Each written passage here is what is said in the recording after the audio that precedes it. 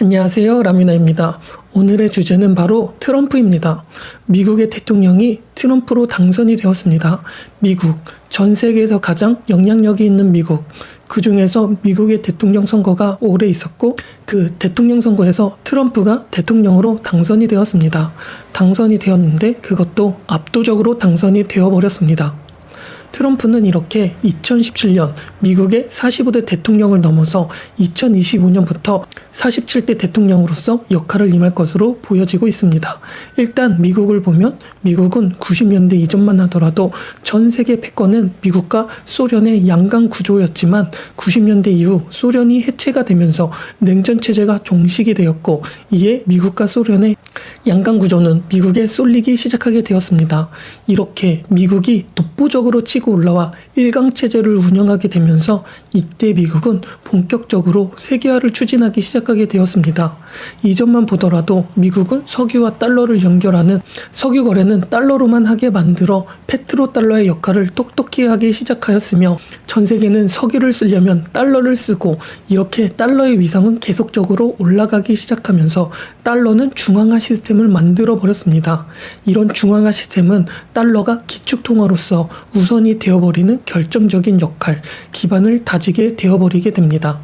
이렇게 소련이 해체가 되고 세계화를 추진하를 하면서 미국의 정통성과 문화, 습관 등을 미디어나 영화, 노래를 통하여 전 세계에 퍼뜨렸으며 이런 것들은 자연스럽게 미국 제품이 더 잘 팔리게 되어버리는 역할을 하게 되기도 하였습니다.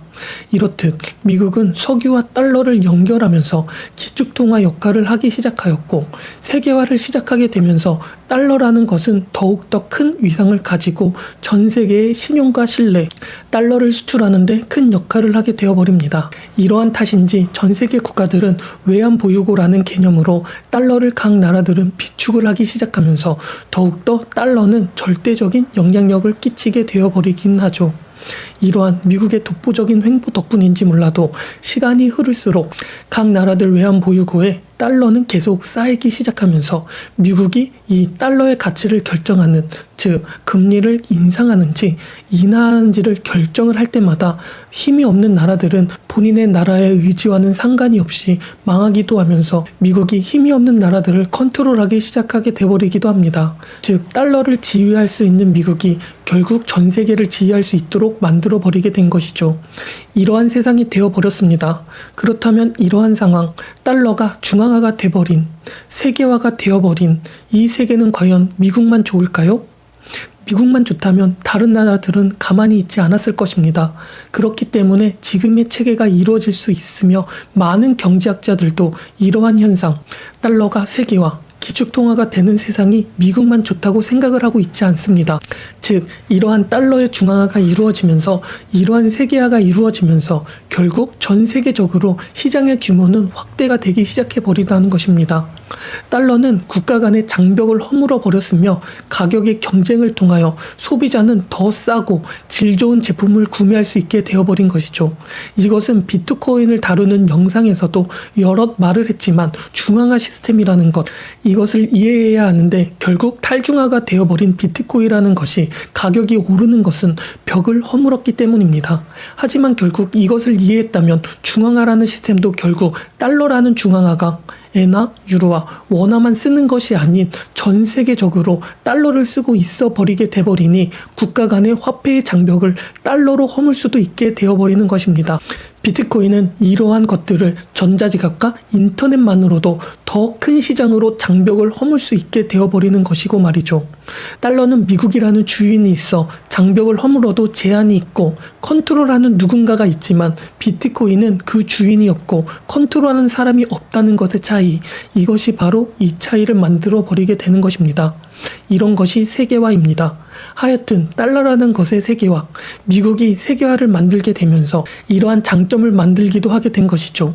물론 이러한 현상 때문에 못 사는 나라의 경우 산업이 경쟁에서 밀리게 되면서 외국 기업들에게 경쟁에서 밀려나기도 하게 되고 저렴한 제품 때문에 다른 나라의 의존도도 높아지고 있는 문제가 양날의 검으로 다가오고 있기는 하지만 결과적으로 본다면 1990년 이후 미국이 일강체계가 된 30년간의 여정을 흐름을 본다면 기술의 진보적으로 급격하게 발전을 하게 되었고 산업혁명도 빠르게 일어나고 있는 중이기도 합니다.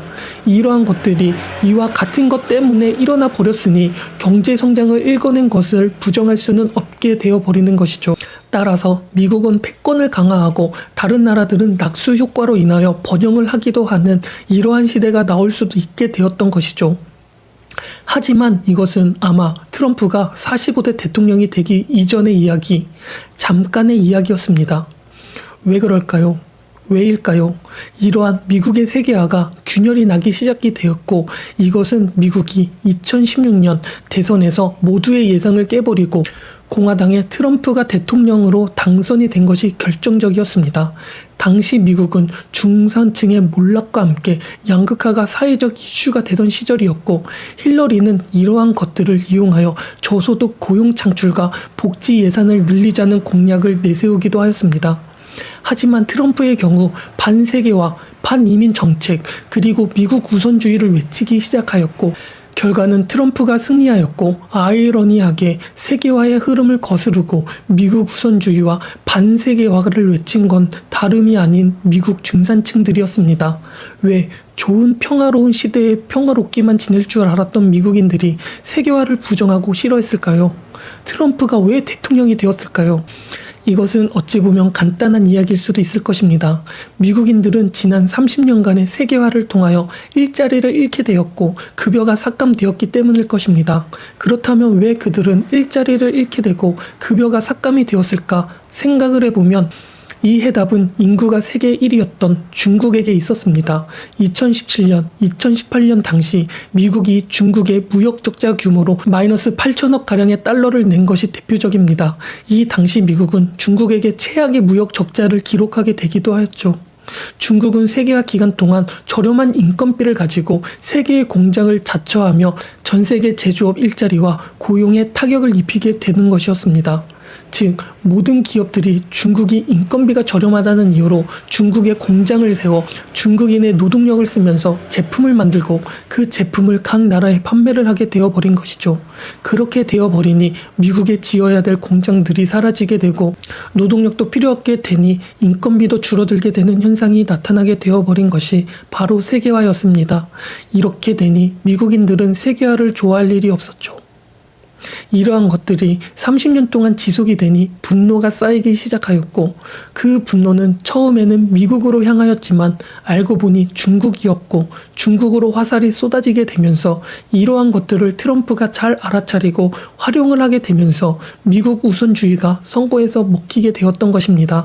이렇게 중국의 공장이 지어지면서 중국 중산층과 블루컬러들은 시장에서 퇴출되기 시작하면서 중국과 신흥국이 그 자리를 대체하게 돼버리면서 미국인들에게는 적지 않은 충격을 안아주기도 하면서 반세계화를 외쳤고 미국인들은 민주당의 복지 예산보다 공화당의 반세계화와 반이민 정책이 일자리와 생계를 책임진다는 현실적인 정책에 손을 들어주게 되면서 트럼프는 중국에 무역전쟁을 선포하게 되어버립니다.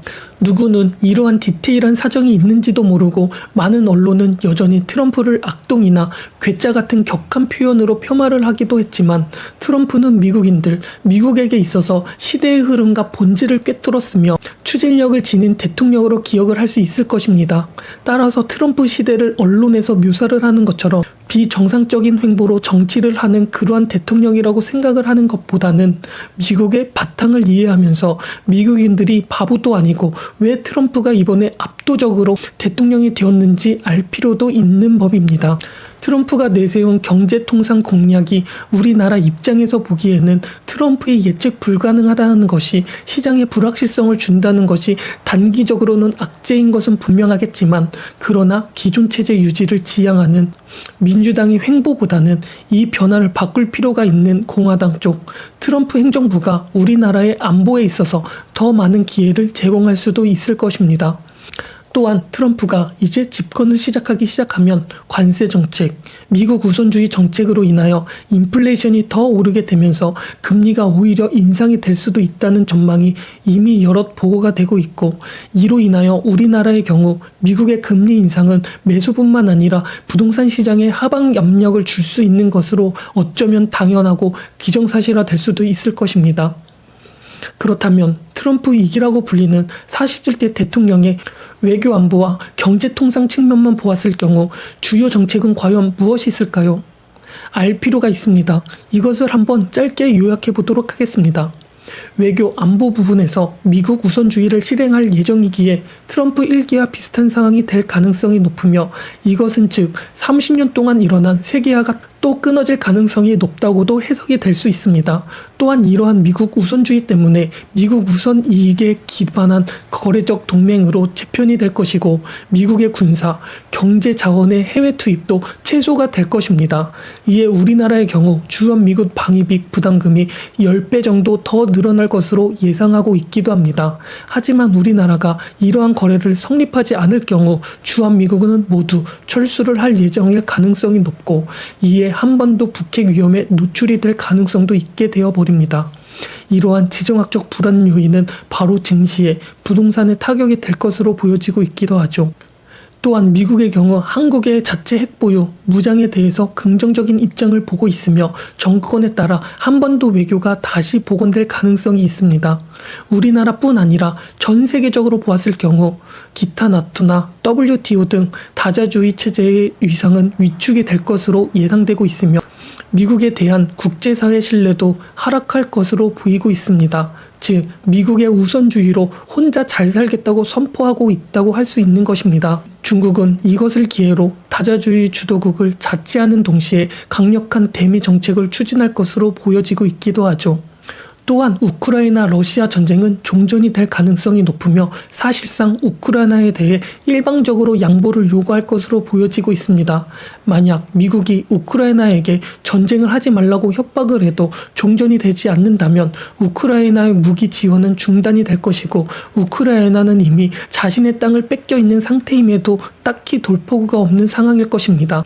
만약 우크라이나 러시아 전쟁이 종전이 되면 공급 측면에서 인플레이션 요인은 안정화가 될 것이기 때문에 미국도 이러한 역량으로 좋은 시너지가 펼쳐질 것으로 예상이 되기도 합니다. 즉, 종전이 되면 미국에 더 유리한 상황이 펼쳐지게 된다는 것이죠. 이러한 외교, 안보의 큰 틀만 설명을 하였습니다. 그렇기 때문에 이 설명을 가지고 디테일하게 풀거나 다른 쪽으로 해석도 하면서 좋은 인사이트를 펼치면 좋을 것으로 보여지며, 이외 경제 통상 부분도 간단하게 요약을 해보도록 하겠습니다. 트럼프가 집권을 하게 되면 경제 통상 부분에 있어서는 미국이 미국 무역 적자 해소를 위해 보편적 관세를 도입할 예정일 것입니다. 이것은 누구나 알고 있는 관세를 높인다는 이야기이며, 이것을 디테일하게 말하면 특히 중국산 수입에 대한 관세는 60% 인상할 것으로 보여지지만, 누구는 더 인상할 것이라고 예측을 하고 있기도 하며, 바이든 정부에서 추진을 했던 인플레이션 감축법도 축소를 하며 미국, 중국 내 생산시설을 가진 한국 기업에는 단기적으로는 악재의 영향을 끼칠 것으로 보여지고 있습니다. 관세 인상은 당연히 수입 물가 상승으로 인플레이션을 유발하며, 인플레이션은 다시 금리 인상을 할 수 있다는 예상도 가능하게 되어버리기도 하죠. 또한 트럼프는 내수 진작을 위해 고용 상황을 고려하여 금리 인하를 바라고 있으며, 무역 적자를 줄이고 제조 경쟁력 제고를 위해 약달러를 지향하고 있기도 합니다. 즉, 트럼프 2기는 저금리 시대를, 약달러 정책을 원하고 있다고 생각을 하시면 이해하기 편할 것입니다. 하지만 정책 방향과 별개로 미국 우선주의 때문에 단기적으로는 강달러가 예상이 되며, 미국은 내수가 경제의 3분의 1을 차지하는 국가이기 때문에 수입을 해야 생필품을 공급할 수 있는 나라입니다.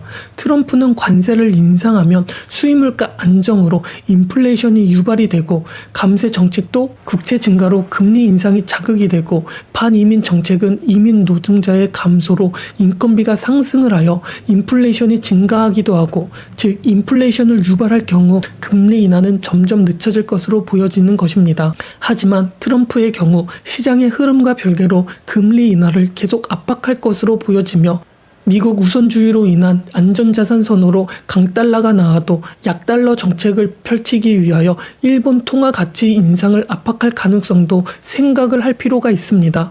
이러한 과정에서 환율 변동성은 확대가 될 것으로 예상하기도 하죠. 즉 이러한 외교 안보 부분에서 경제통상 부분 내용만 보아도 변수가 많이 존재하기 때문에 이러한 변동성은 증시에도 영향을 줄 것으로 예상이 되며 트럼프는 이러한 메시지를 명확하게 보고 있지만 일기 때 보여진 행동으로 인하여 주장을 번복할 수도 있기도 충동적인 발언을 할 수도 있기 때문에 눈여겨볼 필요가 있다는 것입니다. 예를 들어 비트코인의 경우 2021년에 돈이 아니라 사기라고 한 것을 번복하며 2024년에는 비트코인 컨퍼런스에 참여하면서 미국이 지구의 암호화폐의 수도이자 세계의 비트코인 슈퍼파워가 되겠다면서 비트코인을 선호하는 입장을 완전히 바꾼 사례도 존재하고 있습니다.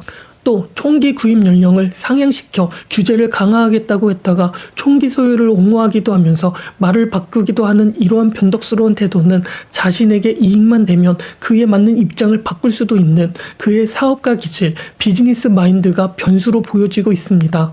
즉 정책 하나하나를 거래로 간주하고 있다는 것을 우리는 명심할 필요가 있다는 것입니다.